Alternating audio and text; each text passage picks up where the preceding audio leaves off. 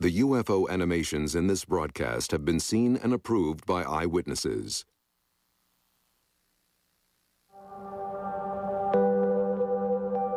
Do you believe in flying saucers? It's coming this way. It is definitely coming this way. There's no doubt about it. This is weird. There's other life out there, and there's also intelligent life. That doesn't mean it's easy to find. It's quite a wonder about our place in the universe. To suggest that we're alone is inexcusably egocentric. The federal government knows fully well what is taking place with regard to the UFO phenomenon. They're not sharing that with the American people. I believe that the object that I saw was extraterrestrial. These objects would hover, they would dart very quickly one way or the other. I've never seen anything like that. Haven't since then. If even one of these sightings is correct, is perhaps the greatest event in all of human history. Flying saucers? I don't know whether to believe it or not.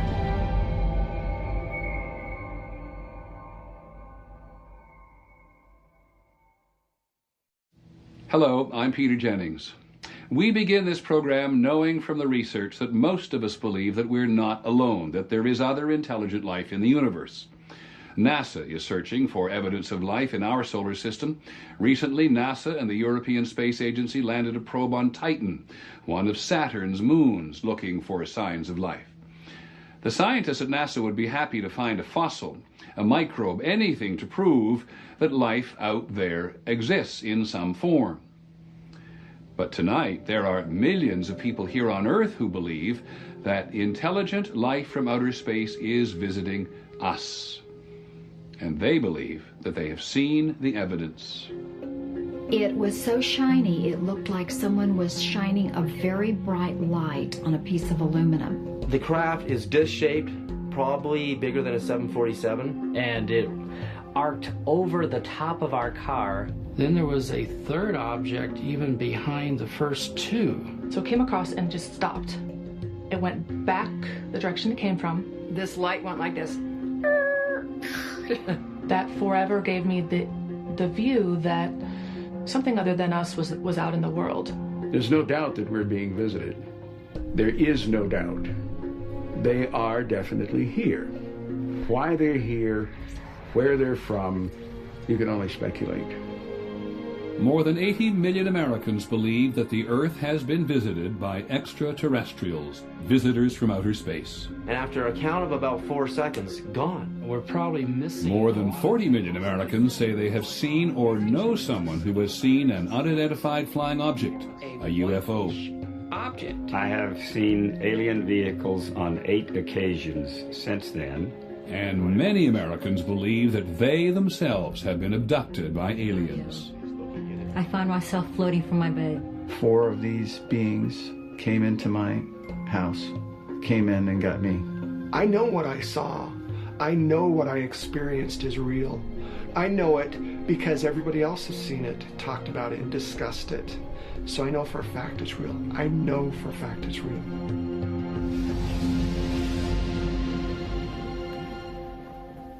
Real to some, fiction to others. Most scientists would rather look for life in a grain of sand than believe that aliens are here among us. When I look at the evidence that aliens have visited Earth, I don't find any of it compelling. None of it, I think, passes the rigorous tests of scientific evidence. So these patterns are made by the drawing. NASA scientist Dr. Chris McKay studies life in California's Mojave Desert, looking for clues to how life might exist on a dry, barren planet like Mars. Here in the Mojave, I know that there was life here. I can reach down in the soil and pull it up and analyze it and find evidence that there was life here when there was water here. I'd like to do the same thing on Mars. Scientists, including McKay, believe that the universe is so vast there must be other places where life exists.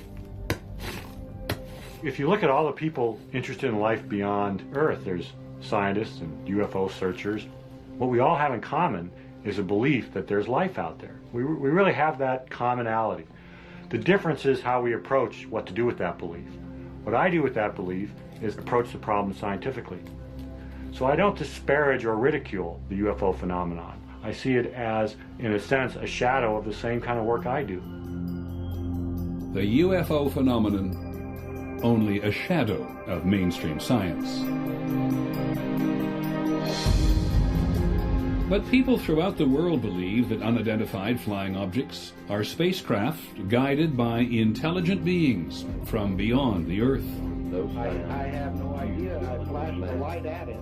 And if you are among the believers, you have probably spent at least a few late nights listening to the program broadcast from this desert compound. Coast to Coast with Art Bell is the place to talk about UFOs, or ufology, as many of his listeners call it. West of the Rockies, you're on the air. Hi. Hey, Art. This is Matt in Colorado. Hey, Matt. Hey, got a sighting for you that happened last summer. Oh? He was huge, a cigar-shaped. The common cause of ufology is to finally determine what in the hell is flying in our skies. It hurt your eyes, so I turned away. When I looked back, it's gone. I think that Coast to Coast AM is the main conduit for ufology information. And over my phone lines have come the most informed ufologists, the best scientists, and some of the craziest people you'll ever meet. And it was moving very slowly with the cloud cover. It definitely overflew New York City. And I never heard about a triangular UFO until I looked it up and I found that you had seen one. Yep. And Coast to Coast began as actually a political show, kind of like everybody else's political show that radio is infested with. And one day I got sick of doing the same damn thing over and over again, same politics over and over. And I began to sort of inject a little, well, a different kind of programming, you know, aliens and... 3 points of light. The weird thing about them was... Coast to Coast became the fourth most popular program on American radio. It was really weird. Like they were doing a dance? Yeah, exactly. And they went over the rooftop. I think we're fascinated with the whole concept of alien intelligence because it would be so strange if we were all alone. Imagine for a moment how it would feel if we were all alone, if there was no other life, intelligent life, anywhere in all that you see out there. Art Bell and his wife Ramona say they encountered something from out there in 1994. We were on the way home from Las Vegas, about a half mile from where we're standing at the moment. I just happened to look out the rear view mirror and just saw something coming up from behind us. And it looked like it wasn't normal. And I kept saying, what the hell is that? And this thing floated above our heads, doing about 30 miles an hour. That's a good word, float. Yeah. Floated, yeah, it floated.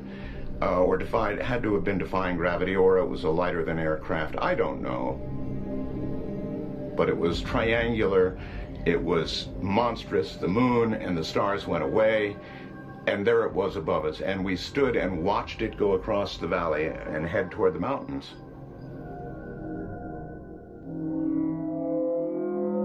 Art Bell and his wife were alone, but there have been UFO sightings with hundreds, even thousands of eyewitnesses. Phoenix, Arizona, March the 13th, 1997.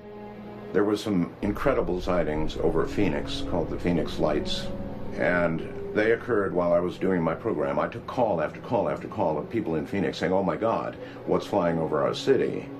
At 8:30 p.m. that night, hundreds of people reported seeing a mysterious flying something. Security guard Bob Nelson was sitting on his porch with his dog. And all at once, these 6 or 7 lights came across the top of the hill, and it was moving very slow. And then I went in and jokingly said to my wife, "We got a UFO coming over." She just couldn't believe what she seen. And then, of course, she didn't know what she seen. Sue Watson and her children, Brian, Aaron, and Kevin, were in their front yard. We saw this incredible sized vehicle. There were 5 huge lights in the very front of it, and it was in a boomerang shape. I'm only a mile and a half from that mountain, the top of that mountain. That vehicle spent 5 to 6 minutes hovering from that mountain to my house. I don't know anything that can go that slow. It was absolutely silent, just completely gliding, just like part of the sky, just a big platform, just flying with lights in front of it. I could see it was covering stars, so I knew it was something solid. Sheriff's Deputy Thomas Chavez was in his squad car. I was sitting here facing to the east, watching the intersection, and on one of the times when I glanced up from my paperwork, that's when I saw the strange set of lights. I can't give you a definite answer to what it was. All I can tell you is what it was not, and it was definitely not an aircraft as we know it. Mike Fortson grabbed his binoculars and went outside with his wife. As it passed in front of us, all we could see was the left wing of the craft itself. That's how low it was. We didn't go fetch a camera. We didn't do anything but sit there and watch it. You actually tell yourself not to blink because you might miss something. I mean, that's how intense it was. It gives me goosebumps when I talk about it. At 10 p.m. that night, thousands of other people reported seeing another series of lights in the sky. What I'm looking at here is a light on South Mountain. Mike Christen videotaped the event from his house on Moon Mountain. When I saw the one light, it was one thing. I was just photographing the one light, and then all of a sudden another one popped up in a different direction. So then I trained the camera on that light, and then another one popped up, and before you know it, this whole thing is starting to happen in front of my eyes, and I'm going, wait, this is something. All right, you tell me what it is.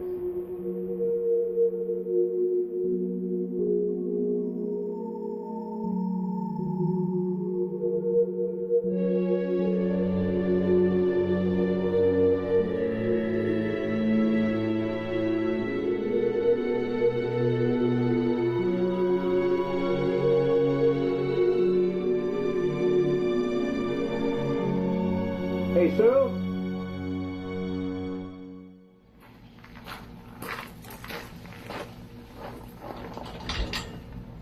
James McGahey lives in Tucson, Arizona, which is south of Phoenix. He's a retired Air Force pilot and an astronomer.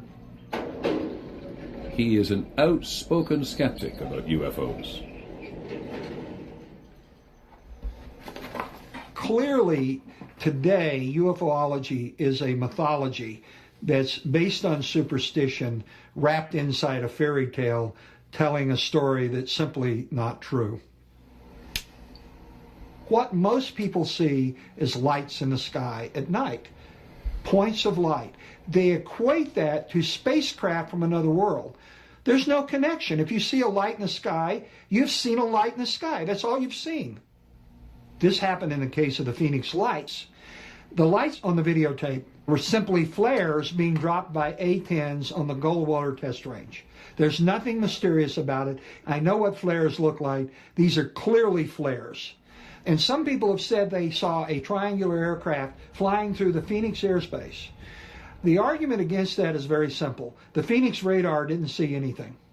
They were connecting the dots of these objects. That's all they were doing. The bright lights of these objects, they were connecting this and saying it's all one thing. It wasn't one thing. It was 5 different aircraft flying in formation. The people in Phoenix do not believe they were just connecting dots. For somebody to say there were planes in formation, I'm telling them I saw a solid object. My wife saw a solid object. I know 300 or 400 people that I've talked to saw the solid object in the 8 o'clock hour. I know what I saw, and it was something that I've never seen before and probably will never see again. And it was amazing. It was amazing. It was something that is not from here, and that's what's so intriguing to me about it, that it's unknown, the unknown of it. I am so certain of what I saw that I would testify in a court of law or in a congressional hearing as to what I saw, because what I saw was not an aircraft. I think it was a UFO. I honestly believe that there was a UFO. You don't have to believe me. Nobody believes it. But you'll believe it when you see it. When it comes to unidentified flying objects, seeing is believing. This is the Center for UFO Studies on the outskirts of Chicago. There are files here from thousands of witnesses who report seeing UFOs, and the records go back for decades. The best way to become a believer in UFOs is to have a sighting. If you encounter it directly, you're likely to believe in it because you encountered it. Intellectual arguments don't always work as well with people, understandably. You know, I saw a UFO, so you should believe in it, or look at all these other people that saw it, so you should believe in it. It's always the personal that's going to lead to a belief that the subject is real, and that's true for scientists, for ufologists, and for members of the general public. Dr. Mark Rodiger has been researching the UFO phenomenon since 1974. One conjecture is that many reports, or at least a good fraction of reports these days, are caused by secret aircraft. It turns out that it's actually pretty easy to distinguish between sightings that might be secret aircraft and sightings that are probably not that. When you get a UFO sighting where the object behaves in a way that defies conventional physics, defies the way that an airplane would move, and when you can see the object, it's not just a point of light, but there is some size there, some actual shape you can see, and that thing isn't shaped like an airplane, well, then it's not a secret aircraft. It's whatever it is, it's just something totally bizarre and strange. An example of that would be a sighting that occurred in January of 2000 near St. Louis, on the Illinois side of the river. This huge triangular object was moving fairly low to the ground, kind of zipping around the area.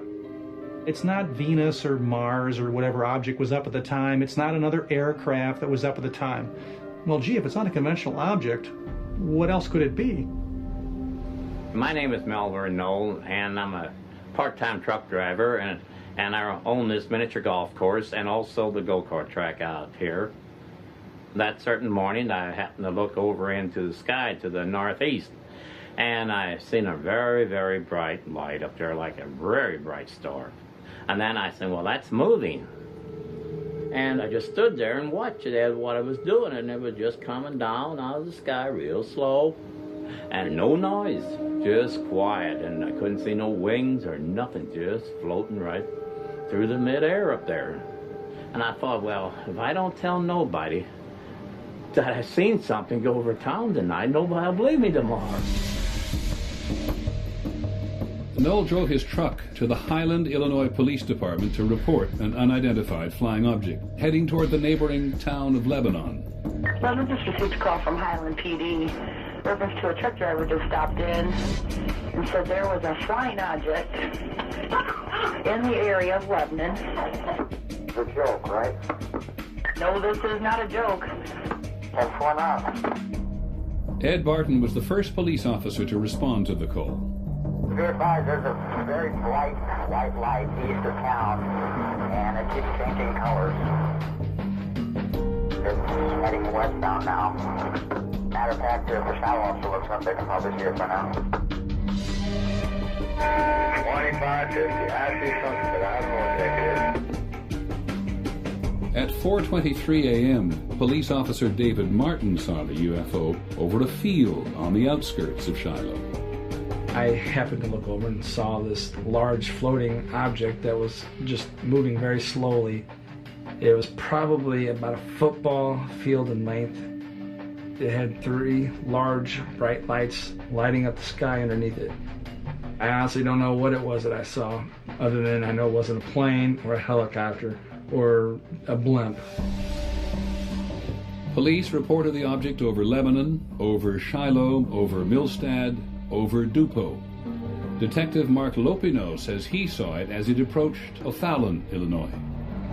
I was driving eastbound on Highway 50 when I see the object, the UFO, if you will. I first thought it was probably a bunch of helicopters flying in some type of formation. As I drew closer to it, I saw it start to cross over the roadway. It was unlike anything I have ever seen before. You could see the lights, and you could see something that they were attached to, and it was shaped like a triangle. I'm freaking out. I'm like, what the heck is this?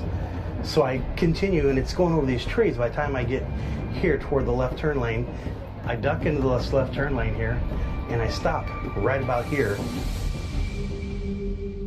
I wanted to listen, see if I could hear any type of engine noise. I could not hear anything.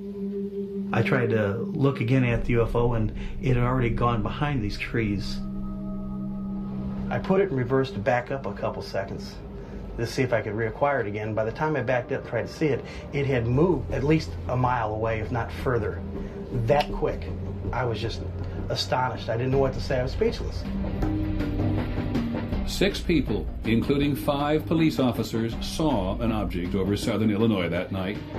And they all describe what they saw as a massive triangular object flying in total silence. It very well could be an alien ship. You know, I don't know. I guess that's why they call them unidentified objects. You know, I don't know. I do know that it wasn't a plane that I've ever seen before. Am I saying it was alien spacecraft? No, I'm not saying it was a military craft. I'm saying I can't identify the object, and it's an unidentified flying object by its very definition. There was no official investigation of the sightings in Illinois or Arizona. The U.S. government is not in the business of investigating UFOs. To understand why, you need to go back to the beginning. When we come back, the story of the first flying saucers.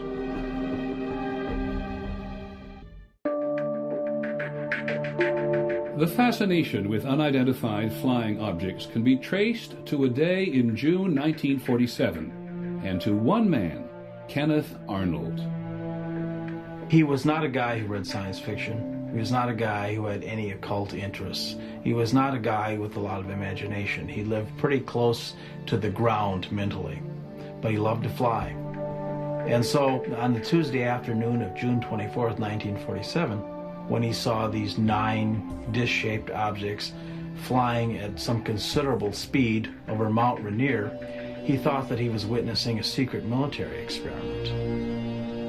Every newspaper across the nation has made headlines out of it, and this afternoon we are honored indeed to have here in our studio Kenneth Arnold, who we believe may be able to give us a first-hand account and give you the same on what happened. Go ahead, Kenneth. They looked something like a pie plate that was cut in half with a sort of a convex triangle in the rear.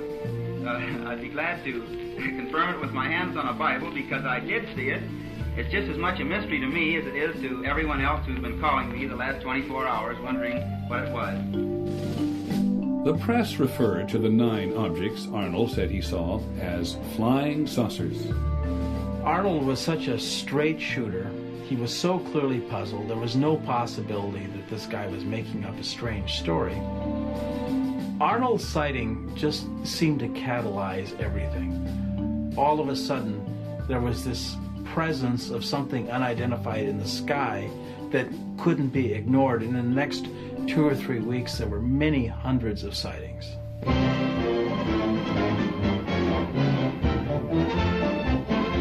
Army fighter planes are on patrol for flying saucers.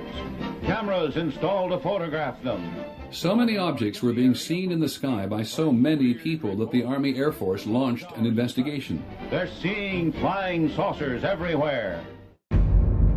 And on September the 23rd, 1947, General Nathan Twining issued a memo that said quite categorically, the phenomenon reported is something real and not visionary or fictitious. When it appeared that technological devices of some kind were penetrating American airspace, and we didn't know what they were and had no idea what to do about them, this was obviously a national security problem. It was the beginning of the Cold War, and what Americans feared most was being attacked by the Soviet Union. We didn't know what they might have flying. And so those concerns by the government, legitimate concerns by the government for our security, led eventually to them establishing a full-time office to investigate UFOs. The Air Force investigators quickly came to realize that they were not dealing with Soviet aircraft. Nothing man-made performed like flying saucers. They started thinking, well, if the Soviets aren't doing this, there's really no thing on Earth that can be doing this. And then on July the 24th, 1948, 2 experienced commercial pilots, Clarence Childs and John Whitehead, were flying at night over Alabama when they encountered what they described as a cigar-shaped object, perhaps 100 feet long, flying faster than any aircraft they had ever seen. It had, they said, 2 rows of windows and they could see lights inside. and orange-red flames shooting out of the tail. Air Force investigators couldn't explain it. It could not possibly fly unless it had an engine in it that was beyond anything anybody on Earth could make. And this, in a sense, was their proof that they were dealing with the extraterrestrial technology. The Air Force investigators trusted the testimony of these experienced pilots and were forced to consider the incredible. Since 1948, there have been thousands of sightings by commercial and military flight crews. March the 12th, 1977. I was flying a trip from San Francisco to Boston, non-stop in a DC-10. It was an Airbus 320, and we had 24 passengers on board with very good condition. We were at 39,000 feet. We were just north of Dallas, Fort Worth. It was a beautiful, clear night. Out of nowhere, some lights appeared. Looking over to the left of me, just to the north of me, I noticed a red light of some kind to the far, the distance off our port side, our right side. And Larry says, well, keep an eye on it. He says, well, now it's coming at us. So. And they began a turn from pointing directly at us in an echelon sort of a turn away. It was not a plane, it was not a weather balloon. It was huge, absolutely huge. It was dark red color. And so this object began to become transparent and it disappeared. It was absolutely crazy. Crazy. It just was gliding through the sky so quietly, and as it did so, it blotted off the stars behind it, and it just reminded me of a submarine in the depths when it's quiet and just kind of motoring right on through, you know. There were no wings, there were no windows, and it was cigar-shaped. I saw what I saw, and this thing was not from here. I watched this big, gigantic light go out behind our left wingtip, and then as the turn progressed, it disappeared in the distance off to the back at a very high rate of speed. I've flown all the jets. I flew in the war. I flew B-17s in the war. Everything. I've got over 30,000 hours of flight time and never had a sighting as that one. So it was once in a lifetime. In the fall of 1948, Air Force investigators were convinced by the testimony of pilots. In a remarkable top-secret report to General Hoyt Vandenberg, the Air Force's Chief of Staff, the investigators said the Earth was being visited by alien spaceships. They took it so seriously that they risked their own careers by writing an estimate of the situation that they sent on to higher headquarters and said that some of these UFOs could be extraterrestrial, which of course was not received well by the Pentagon. Hoyt Vandenberg looked at this thing and he said, I cannot accept this. I cannot accept this kind of conclusion because you don't have concrete proof that that's what kind of a device we're dealing with. The eyewitness accounts from experienced pilots were not enough for the general. The Air Force wanted the flying saucer phenomena to go away, but the popular fascination with mysterious flying objects was growing.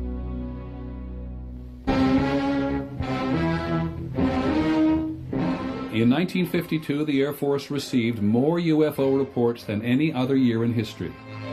The sky is the stage, the actors, so-called flying saucers. And they're back on the scene with some new twists. This is a photograph of a flying saucer taken by myself, and it reminded me of two straw hats stuck together at the brim. I saw an intensely bright, white-green object in the sky. Now, I wouldn't want to say that this was one of those so-called flying saucers, but whatever it was an object and not an illusion. The Air Force had really tried to downplay the UFO problem.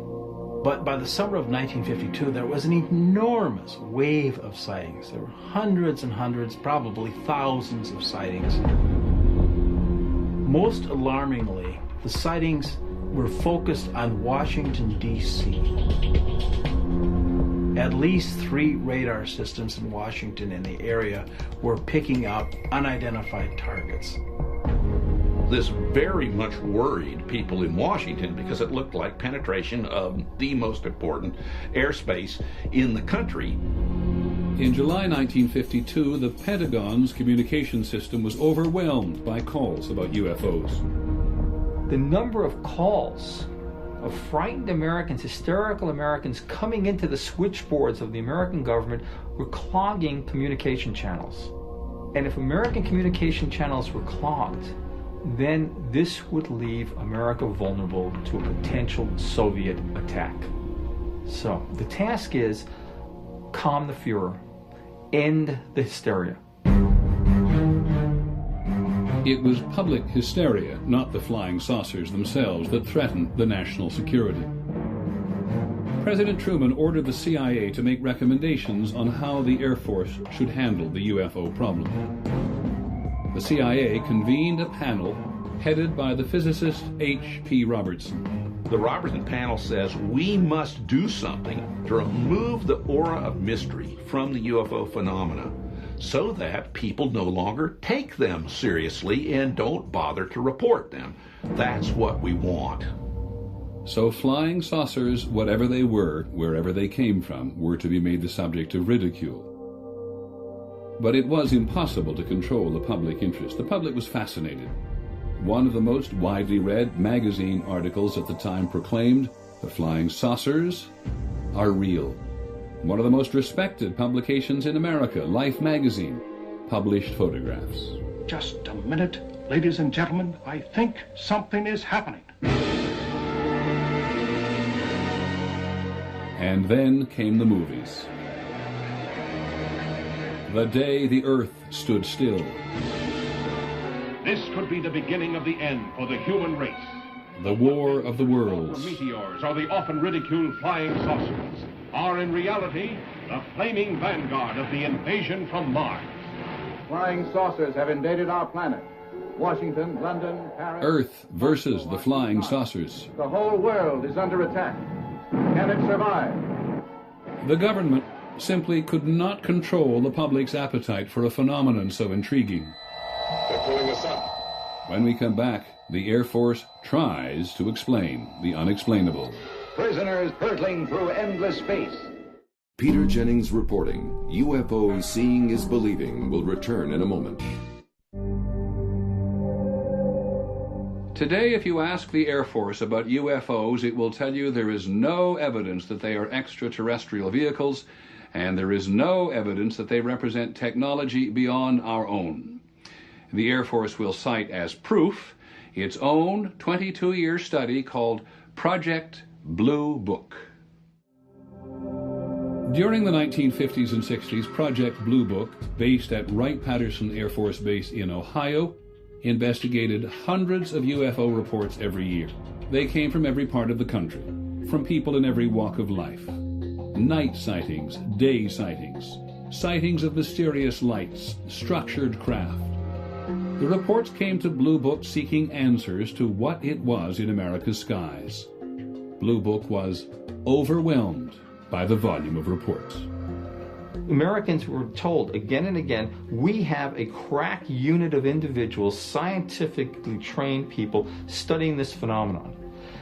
That wasn't the case. There wasn't a massive institute where Blue Book had a staff of white-coated lab technicians.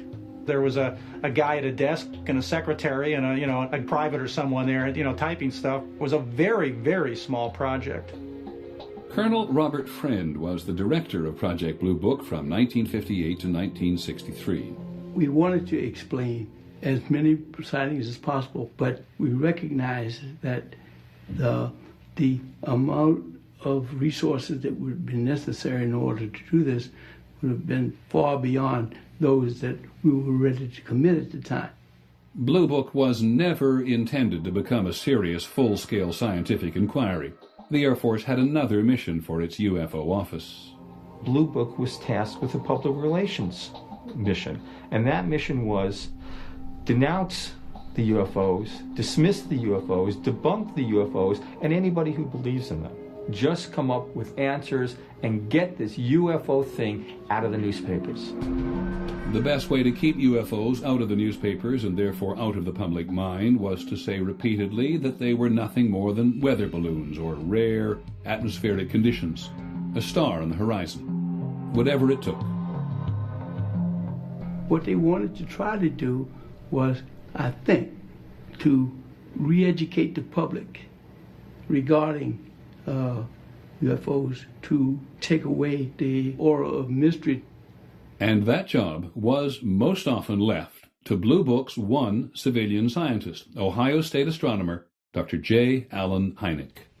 To this time, there is no proof that I would consider valid scientific proof that we have been visited by spaceships.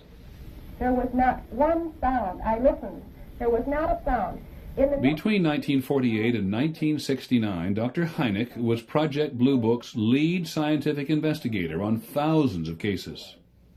His job was to stretch his imagination to try to find explanations for every possible case he could, even if he knew it didn't make any sense. Don't you think it would be kind of unusual for a meteor to just fall across the road and hover over there a minute and then drop to the ground? The coming over wouldn't be bad. The hovering that would bother me. The longer he was in, the more cases he saw, the more he realized that he couldn't explain the cases, and there was a genuine mystery involved here. In the middle of the Cold War, across remote stretches of the northern United States, the Air Force kept ballistic missiles and B-52 bombers on constant alert. On the night of October the 24th, 1968, at Minot Air Force Base in Minot, North Dakota, Airman First Class Mike O'Connor was dispatched to make a routine repair at one of the missile sites. We made our turn to come down the road to the missile site, and out of the corner of my eye, I observed what I thought was a farmer's yard light, but it looked awful bright. As we proceeded down the road, the object appeared to lift off the ground and parallel us down the road until we came to the missile site, at which point we got out of the truck and it just kind of hovered there. Staff Sergeant Bill Smith was in charge of security for 10 nuclear missiles. That night he reported seeing strange objects. These objects would rise, they would speed up, they would slow it down, they would hover, they would dart very quickly one way or the other. We were just not really sure that these were things that we could explain. The Minot control tower diverted a B-52 to investigate. Captain Brad Runyon was the B-52's co-pilot. The air traffic controller asked us if we would mind going out to this one area and looking for something. I was curious, and I said, well, what are we looking for? And they said, well, you'll know it if you find it. The navigator on the B-52, Captain Patrick McCaslin, suddenly identified an object on his radar screen. I saw a return, faint one sweep, bright the next, large, off our right wing, 3 o'clock, at about 3 miles. And at that point, I asked the radar navigator to turn on the camera, which would then take pictures of whatever was on the radar screen. These pictures of the radar screen show the object flying in formation with the B-52. This thing was climbing out with us and maintaining the same heading we were. That was unusual. But what really watered my eyes when this thing backed away and allowed us to turn inside of it. When the object suddenly disappeared from the radar, the bomber turned back to find it. Co-pilot Runyon was the first to spot what appeared to be a glowing craft hovering near the ground. When things like that are happening, it seems like time just stands still. My estimate, overall object was a minimum of 200 feet in diameter, and it was hundreds of feet long. It had a metallic cylinder attached to another section that was shaped like a crescent moon. I felt that this crescent moon part was probably the command center. I tried to look inside the thing, but all I could see was a yellow glow. At that point, I was fairly sure that I was looking at an alien spaceship, something that had come here from some other planet other than Earth. Co-pilot Runyon and the other crew members of the B-52 reported their sighting when they returned to the base. According to Blue Book's investigation, the crew of the B-52 and 16 witnesses on the ground said they saw a UFO that night. In its final report, Blue Book concluded that they were all seeing stars. None of those pilots saw a star. I know those pilots. I know what their training was. I know how many stars they'd seen in the course of their careers, and they were not looking at a star. It bothers me that Blue Book blew it off. I don't think this incident has ever been adequately explained. The Air Force finally got out of the business of trying to explain UFOs in 1969. It closed down Project Blue Book after an independent commission concluded that UFOs were of no scientific interest. There was one loud dissenting voice: Blue Book's once skeptical chief scientist, Alan Hynek. After more than 20 years and more than 12,000 UFO investigations, Dr. Hynek had become a believer. In Blue Book, for instance, we would get reports from military pilots, and that was particularly embarrassing to the Air Force because after they had trained those men, and they couldn't very well, they could say that a civilian pilot might have been untrustworthy, but they could hardly say that of their own military pilots, and we got case after case after case from military pilots which never hit the press.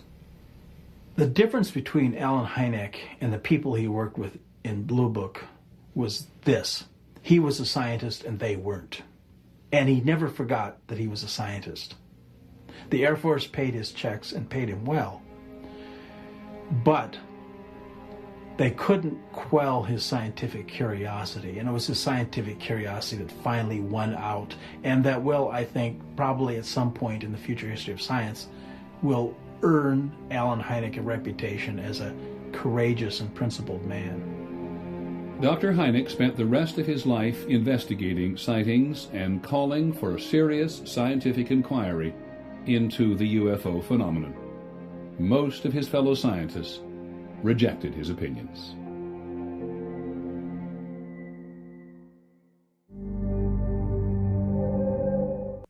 Peter Jennings reporting. UFOs, Seeing is Believing continues. Dr. Alan Hynek failed to interest the scientific community in UFOs. At issue was the nature of the evidence. Ufologists argued that the sheer volume of eyewitness sightings is proof that something extraordinary is happening. But mainstream scientists categorically reject eyewitness testimony. I don't care how many people say they've seen something. They've seen the lights in the sky. As a scientist, I need something better than your eyewitness testimony. Because even if in the court of law, eyewitness testimony is a high form of evidence, in the court of science, it is the lowest form of evidence you could possibly put forth. It doesn't matter whether it's President Jimmy Carter who saw a UFO, which he thinks he did, or Farmer Bob. It doesn't matter. Everybody has eyes and ears and a brain that perceives and so on.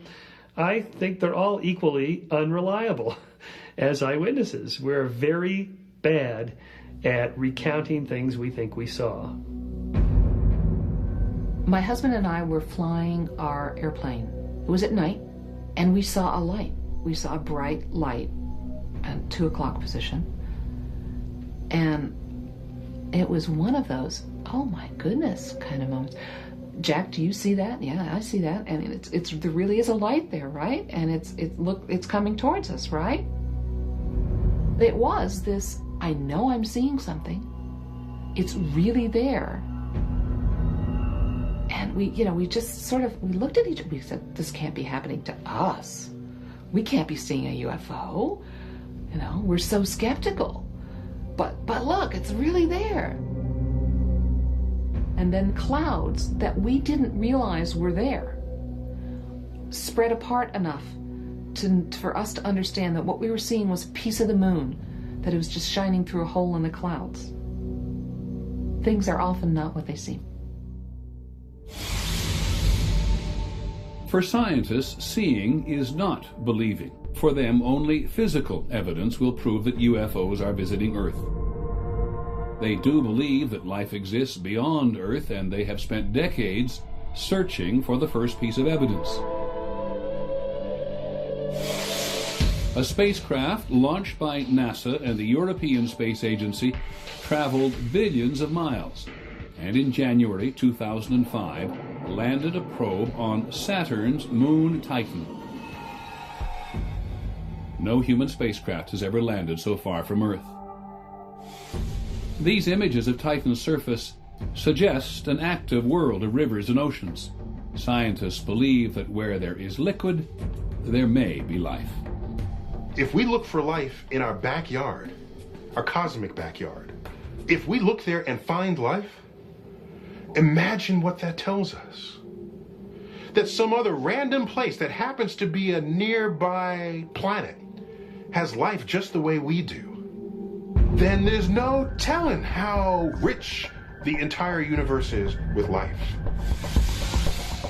There is still no evidence that the universe is rich with life, but mainstream scientists think there has got to be life.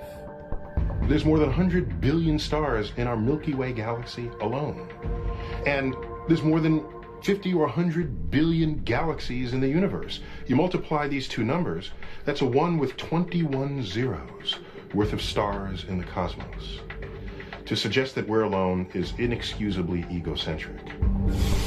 Somewhere among the billions of stars in our galaxy, or in the billions of other galaxies in the universe, scientists believe there must be other planets, just like Earth, where life exists. What created Earth and man must have created life somewhere else, they say, in the vastness of space. Somewhere, there must be another developed civilization trying to reach us. Dr. Frank Drake has been listening for 45 years.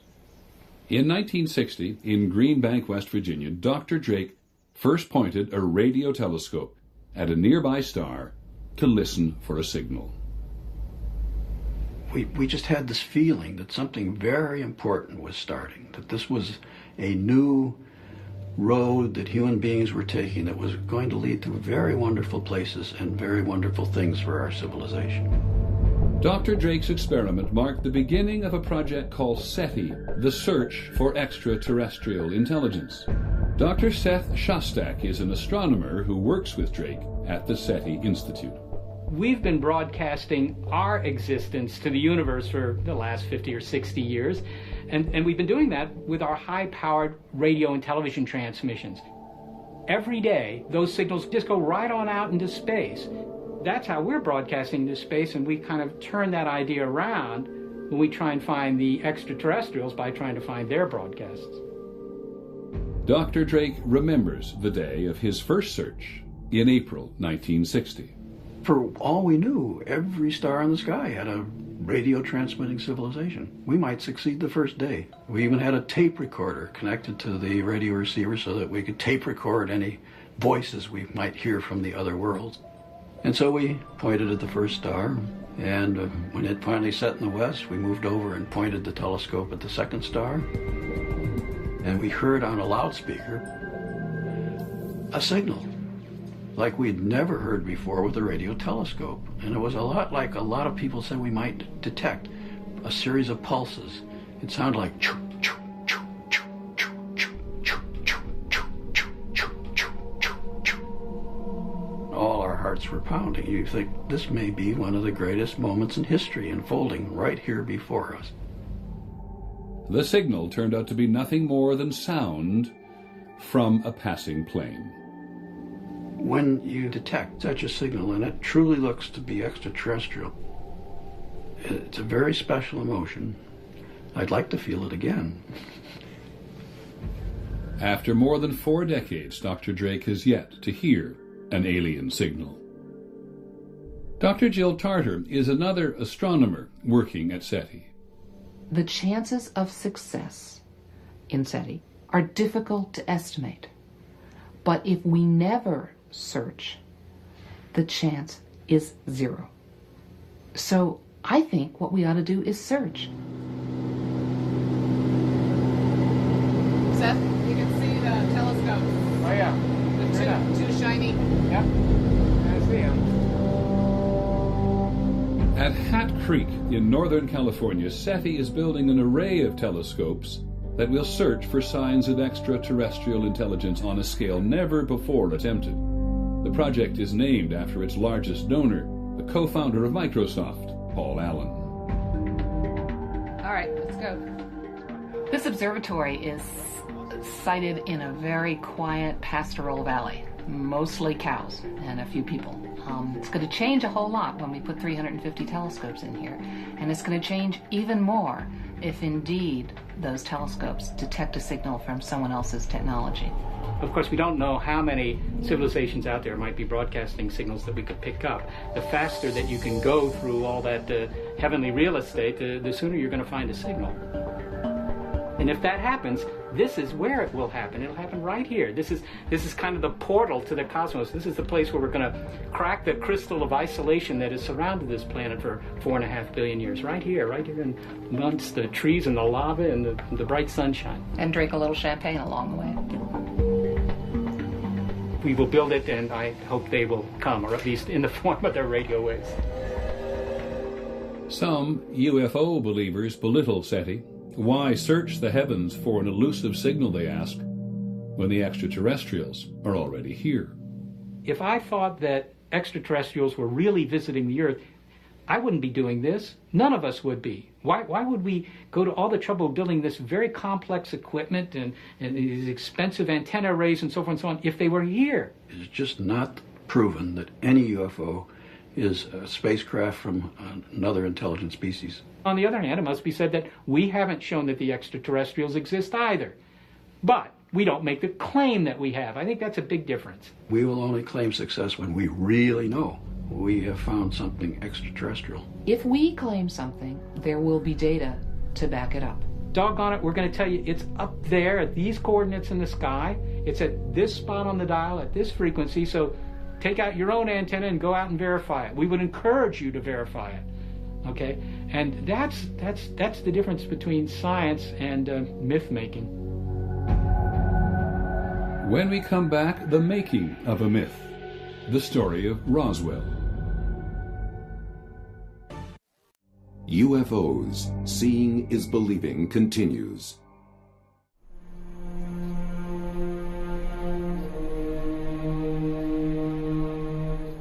For many of those who believe that the Earth has been visited by extraterrestrial spacecraft, this remote New Mexico ranch is hallowed ground. The story goes that it was here in the summer of 1947 that one of the greatest discoveries in human history was made. The holy grail of ufology, concrete evidence proving the existence of alien life. Major Jesse Marcel, the intelligence officer at the Army Air Base in Roswell, receives a telephone call. The call is to go to the ranch of Mac Brazel and investigate some material that Brazel has found on his land. Marcel goes to the ranch and brings back a load of debris. And this stuff was extraordinary. Jesse Marcel was absolutely convinced what he found was extraterrestrial, that the debris was nothing of this Earth. Marcel loaded up his car with the strange wreckage and drove the 75 miles to Roswell. He stopped at his home to show his wife and 11-year-old son Jesse Jr. what he had found. Woke my mother and myself up saying, I want you to look at this. I mean, I can remember it just like it happened yesterday, the type of material that was there. The most curious part of the debris that I saw were the I-beams, the structural members with pinkish violet writing along the inside surface. It's more like geometric symbols. It was very impressive. When you see something that impressive, even as an 11-year-old, it stays with you. Jesse Marcel Sr. took the debris to the Army Air Force Base at Roswell early in the morning of July the 8th. And by noon, the base commander, Colonel William Blanchard, authorized a press release proclaiming that what Marcel had found was the remains of a flying saucer. Headline edition, July 8, 1947. The Army Air Forces has announced that a flying disc has been found and is now in the possession of the Army. Army officers say the missile has been inspected at Roswell, New Mexico, and sent to Wright Field, Ohio, for further inspection. There was tremendous public excitement. I mean, the newspaper archives from that time, it was just all over the place. I mean, it was national news. It was a big deal. And people were very excited and very frightened and everything else. For one moment in history, Roswell, New Mexico could claim to be the only place on Earth where evidence existed that this planet was being visited by alien spacecraft. It was a short moment. The next day, there was a press conference organized by General Roger Ramey. And Roger Ramey says, "We did not recover a flying saucer. This is no flying disc. What we recovered was a weather balloon." The papers reported General Ramey empties Roswell saucer. The Army Air Force reduced Marcel's discovery to nothing more than a harmless, high-altitude weather balloon. The public accepted it. This was immediately in the wake of World War II, and I think most people basically trusted the government. And so, they had no doubt that this was genuine, and this was true of the press as well. There was very little skepticism about it, and it just kind of went away. For 30 years, no one paid any attention to the events at Roswell. Jesse Marcel's story of a flying saucer that crashed might still be forgotten, were it not for a ufologist named Stanton Friedman. I got involved in 1978. I was at a television station in Baton Rouge, Louisiana. The station manager, out of the blue, he says, the guy you ought to talk to is Jesse Marcel. He handled the wreckage of one of those saucers you were interested in when he was in the military. What? Stanton Friedman found Jesse Marcel. He was retired from the military and was a television repairman in Houma, Louisiana. Marcel had a story to tell. What I saw, I couldn't believe there was so much of it. It was scattered over such a vast area. We found a piece of metal about a 1.5 to 2 feet wide. You couldn't even bend it, you couldn't dent it. Even with a sledgehammer would bounce off of it. So it was not anything from this earth that I'm quite sure of. My dad finally came to the conclusion that this is a story that should not be contained or buried. He felt it was time that people know the truth about this. But what is the truth? The wreckage hadn't been seen since 1947, so there was no way to prove Jesse Marcel's claims, which never stopped Stanton Friedman and his fellow Roswell promoters. The first Roswell book appeared in 1980. It said that what crashed was a flying saucer. It said there was no evidence because the government was hiding it somewhere. The government was engaged in a massive cover-up.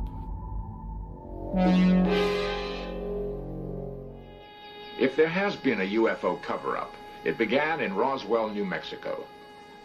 A persistent rumor holds that the United States government has recovered and is concealing fragments of alien spacecraft.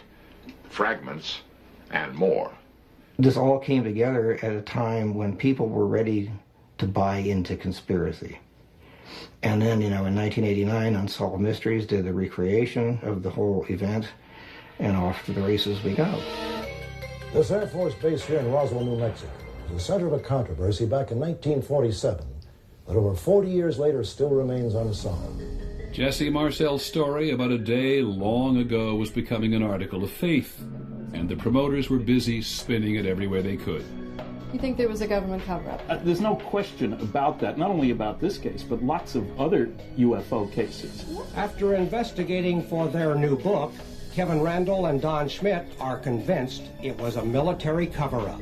A parade of new witnesses came out of the woodwork to share the limelight with tales of secret government activity and alien bodies found in the wreckage. The small nose, eyes like this, about how tall, About 5'3", 5'4", somewhere the tallest, I think.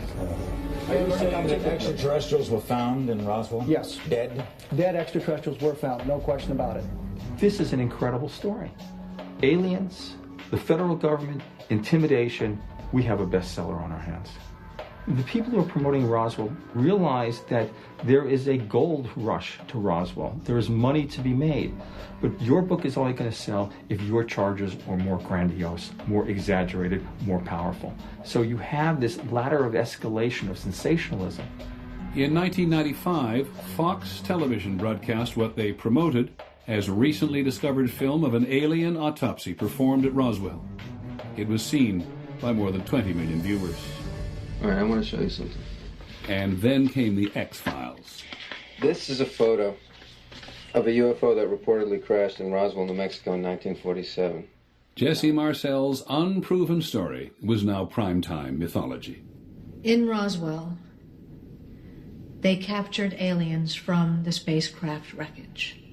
They salvaged various alien technology from them, and from their databanks, they learned of the alien plan to recolonize the Earth. Decades after something fell from the sky outside Roswell, this remote New Mexico town had hit the jackpot. It didn't matter that there wasn't a shred of evidence to support the claim that a flying saucer crashed here. It didn't matter that there were no credible witnesses to alien bodies. On the 50th anniversary of the alleged crash, 65% of Americans told a Time magazine CNN poll that they believed the story. The myth, that is. The crowds come to celebrate the place where the truth about flying saucers and alien life was revealed. As for the strange debris itself... Good afternoon, ladies and gentlemen. In 1994 and 1997, in reports called the Roswell Incident and Case Solved, the Air Force offered its explanation. We're confident, once the report is out and digested by the public, that this will be the final word on the Roswell incident. The conclusion of the first report left no doubt that what was recovered near Roswell, New Mexico in July 1947 was debris from a formerly top-secret Army Air Forces research project, codenamed Mogul. Project Mogul was so secret it had the same security classification as the project to build the atomic bomb. These high-altitude balloons, with their instrumentation, were designed to detect Soviet nuclear tests. They were tremendous in size, as long as 650 feet. And in 1947, nothing else on Earth looked like this. When I began to look at the reports from that project and see the kinds of materials that were used, weather balloons, aluminum foil-covered radar targets that had struts that had funny little markings in purple and pink all over them. And then I took a look at the descriptions of the genuine debris that was found. It all matched. It all fit. So the irony of all of this is that the great Roswell mystery, the great Roswell cover-up, arose from a real cover-up, but the intent was not to protect knowledge of a crash flying saucer, but to protect a very earthly project. To this day, Roswell's true believers dismiss everything the Air Force had to say. They believe the government cover-up continues. I think that Roswell has become an article of faith for many people. It happened, and that's all there is to it, and don't confuse me with the facts. I don't think that the hardcore believers will ever give up on Roswell. They cling to a myth that here outside Roswell in 1947, the question of are we alone was finally answered. It was not. UFO Seeing is Believing will return in a moment. Peter Jennings reporting. UFOs Seeing is Believing continues. If you were to go to a UFO convention, and there are hundreds of them every year, you would likely find a lot of attention being paid to people who say they have been abducted by aliens. Reporting the UFO story is incomplete without this facet of it. However you judge the people you're about to hear, bear this in mind. The serious psychologists you will also meet tell us there's no reason to believe that your average abductee is any more psychiatrically impaired than the average person in the population. We're perfectly normal people. We're probably your coworkers, your family, or your friends, and we're having quite extraordinary experiences. And we're all trying to understand what's happening to us, who's doing it, and why. I had gone down to bed that night when 4 of these beings came into my house. And I was still awake, laying down in my bed. I don't know where they came from or how, but they came in very fast into the room, heading toward me. And then they were all down the side of my bed, 4 of them, again, to my right. I turned to face them. I mean, I really, literally thought I was going to die. The beings measured 3 feet 11. They appeared very cold. It's really, really disturbing to be in a room with something that isn't supposed to exist. I was taken on the craft. I was brought to some very contained room. I can't talk about what was done there because it's too personal. It's just unbelievable. They're in my room. They're in the room. The 2 are on my left. 2 on the left? Yeah, they're with me again. They're on my left. They're there. Bud Hopkins is an artist who spent the last 25 years exploring his belief that aliens are among us and have been abducting people. And what do they look like? 4 foot tall, 4.5 foot tall. Hopkins records story after story of people being taken onto spaceships and then returned to Earth with their memory clouded or erased. I can't even move. I can't even move. I'm trying to. As I've been working with abductees over the years, hundreds and hundreds and hundreds, there seems to be no doubt that this has been going on for decades. Maybe not at the rate that it has been lately, but that nobody knew who to report this to, and most people feel that it's just impossible that this could have happened to them. It is Hopkins who has convinced a large part of the UFO community that the phenomenon of abduction is real. I've been collecting drawings, sketches people have made of what they remember inside craft, and especially the faces of the aliens. I've been doing this for years and years, since actually starting probably 1975. Of course, the enormous cranium is the big feature. The mouth is very negligible, tiny, a slit. Bud Hopkins was the first. He published books and magazine articles, made public appearances, and then others followed. Abduction is now a common theme in movies and television. According to a Roper poll in 2002, 1 in 5 Americans believe that abductions have taken place. For the so-called abductees, the memories of what they say they have experienced are deeply traumatic. Most of the abduction experiences that I've had have been from my bed in the middle of the night. This is not all, however, the great majority. I'll be in bed and I will somehow sense fear. I'll sense something in the room, and at some point I can't move. I couldn't move my head left or right, but I could kind of look down at the foot of the bed, and I saw people standing at the foot of my bed. I see these eyes are just looking right through me. And then I don't remember anything. I woke up the following morning. The person may remember the beginning of an experience and the ending, but they don't remember what happened in between. And they're quite tormented by this. They come to me and we proceed with the investigation. In most cases, Hopkins uses hypnosis in what he says is a way to connect the person to memories that have allegedly been repressed. Just feeling comfortable, relaxed. Hypnosis has been extremely useful. When the person is physically relaxed, some of the static can be cleared away and the person has a clear recollection of what happened.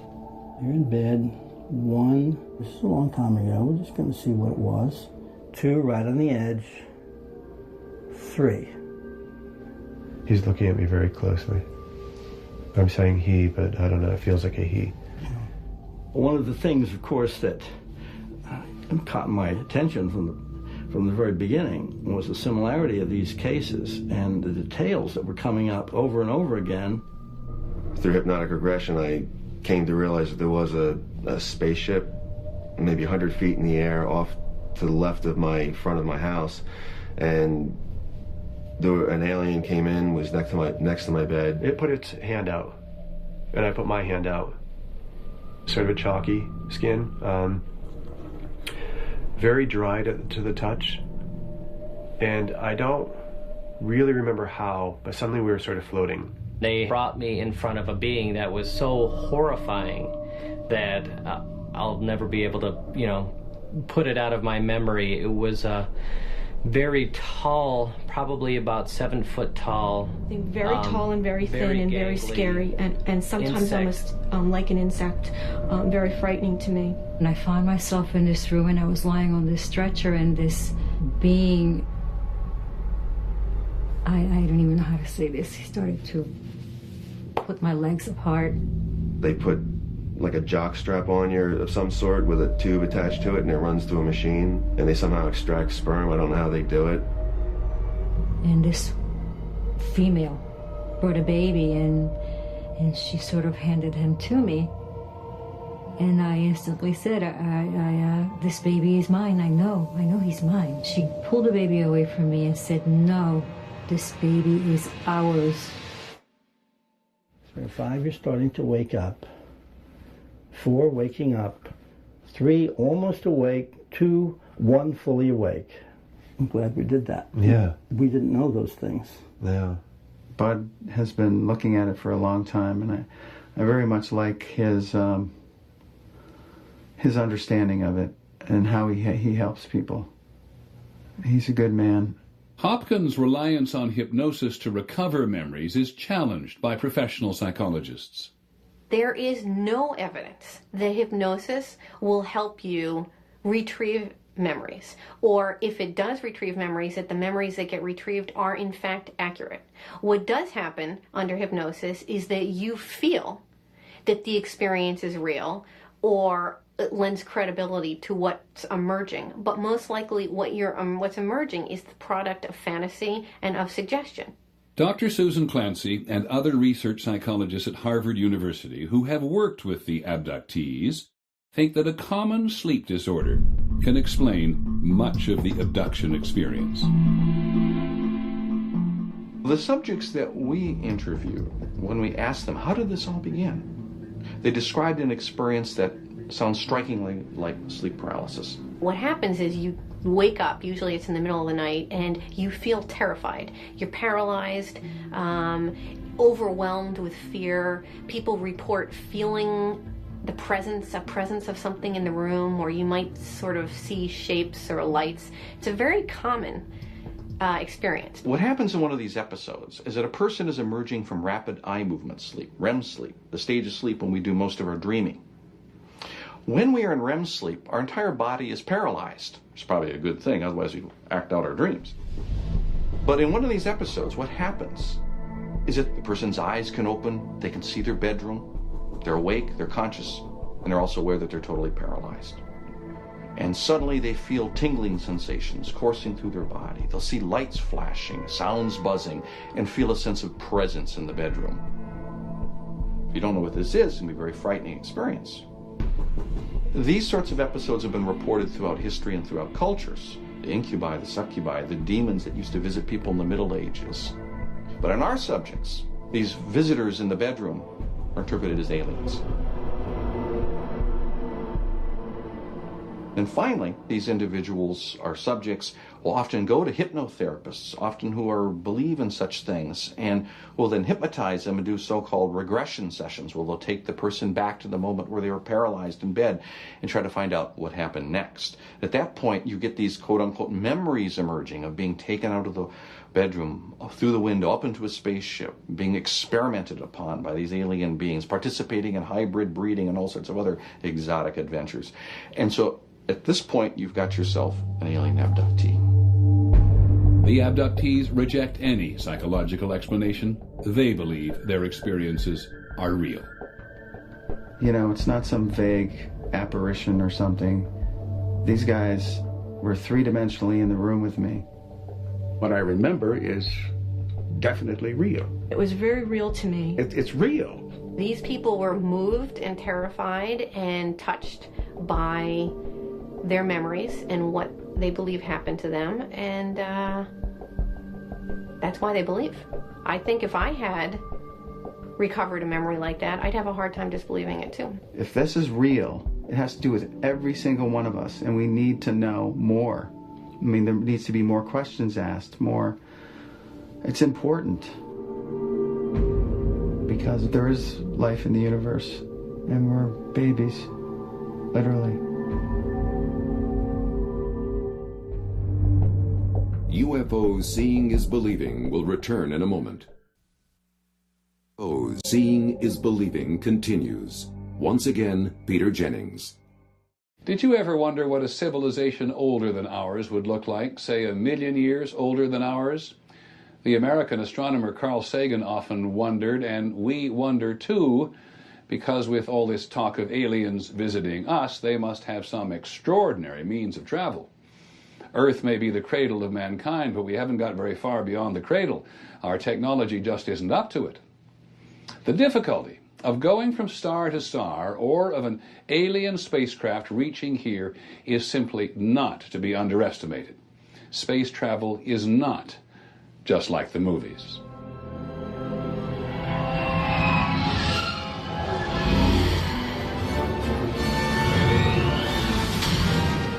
Anybody who goes in the movies probably figures that interstellar travel is just a matter of having, dilithium crystals and Scotty down in the engine room, and you can do it. It's borderline on the simulator, Captain. I cannot guarantee that she'll hold up. Warp drive, Mr. Scott. I don't mean to say that it's impossible to do it. I mean, it doesn't violate the laws of physics to go from one star system to another, but one shouldn't underestimate the difficulty of doing it simply because we see it done every night on television. To seek out new life and new civilizations. To boldly go where no one has gone before. It's more than just a technological problem. It's more than just building a better rocket. The distances are so vast. The energy requirements are so extreme, it would be very, very difficult to travel between the stars. It is a law of science, determined by Einstein, that nothing can travel faster than the speed of light, 186,000 miles per second. The fastest object made by man ticks along at 11 miles per second. Voyager would take 73,000 years to reach the nearest star. Scientifically, we have a rule. You want to be alive at the end of your experiment, not dead. So if you're going to be a part of a space expedition, you want to get there faster than your lifespan. I think the notion of transporting people, as some people think, to other planetary systems beyond our own solar system is so far beyond plausible reality that it's a waste of time. And if we can't go there, many scientists tend to believe they can't come here. Some people slam the door on the question of other civilizations visiting the Earth because distances are so far away. I say, not so fast. And the final death of the universe. Dr. Michio Kaku is one of the leading theoretical physicists in the world.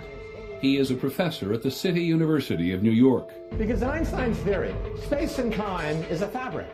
The fundamental mistake people make when thinking about extraterrestrial intelligence is to assume that they're just like us, except a few hundred years more advanced.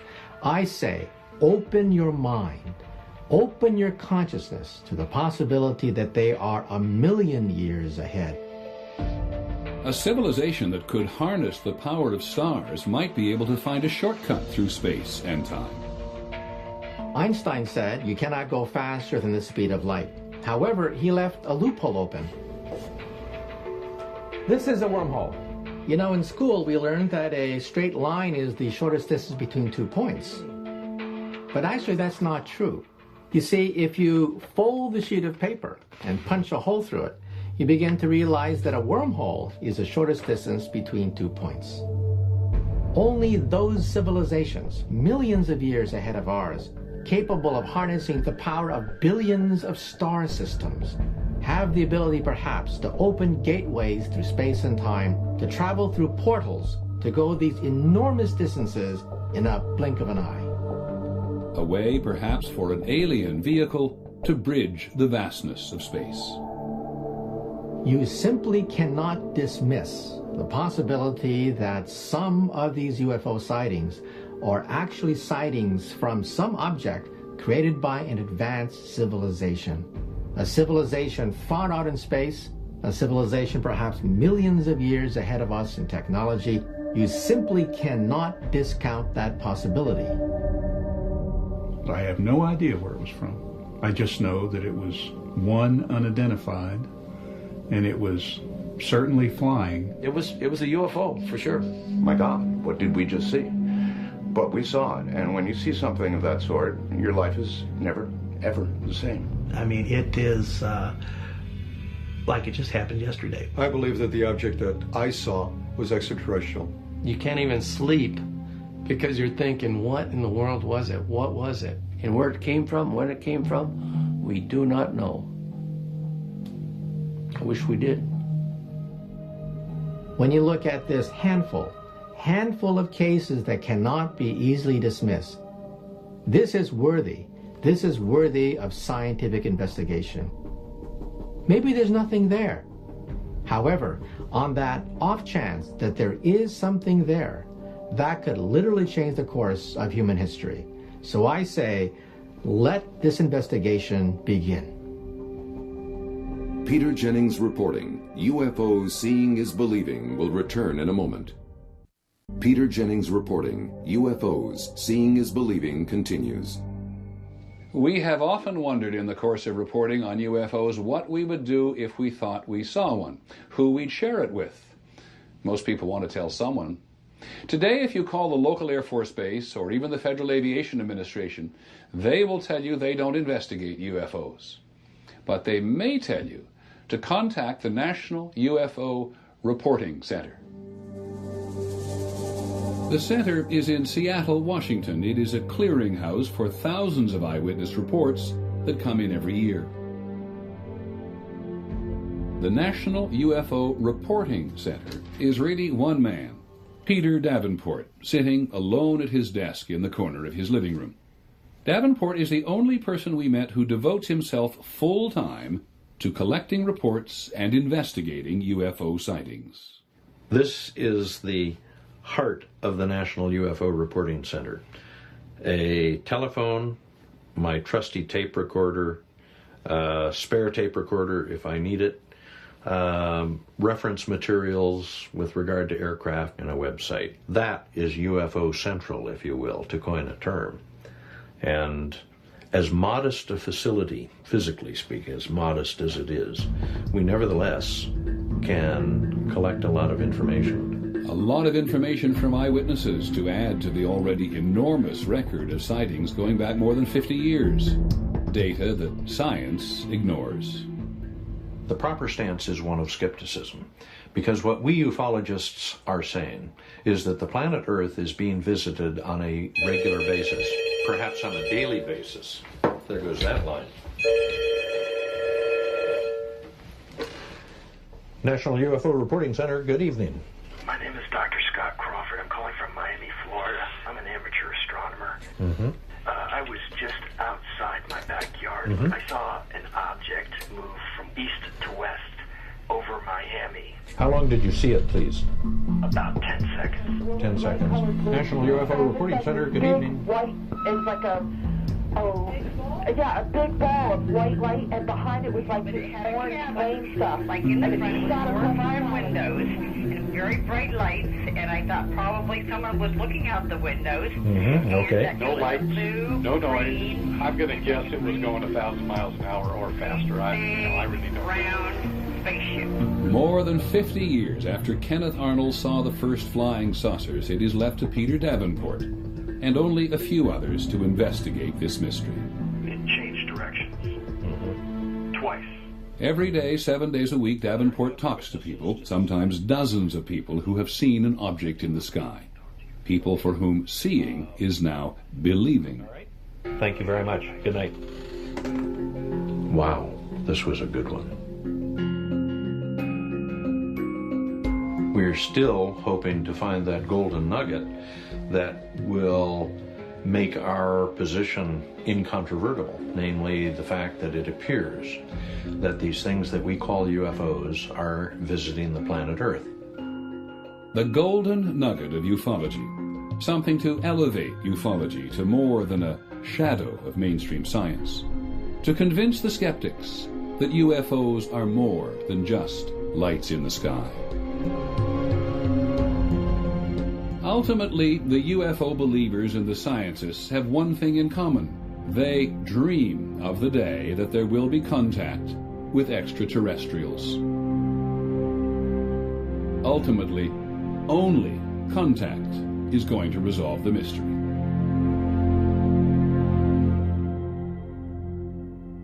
It has been a very interesting journey. I'm Peter Jennings. Thank you for joining us. Good night.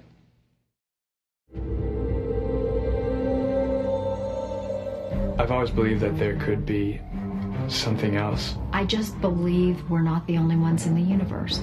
I believe that there is other intelligences. I know UFOs exist because I've seen them. People say, oh, it was 600 meters wide.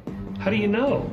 It's in the sky, it's dark. What are you talking about? You can't bring forth that one good case. I keep asking. I think they're probably out there somewhere in the universe, but I don't think they're hovering around Earth probing people. I just don't think they're bothering us at all. I know entities from elsewhere, who knows where, exists because I've been in contact with them. It's very straightforward. If you just come in with a seat cushion from a UFO, our piece of the wheel assembly, or even a ballpoint pen from their dashboard, just something. There's been no explanation for what we saw that night. So it just hangs out there as one of the big question marks.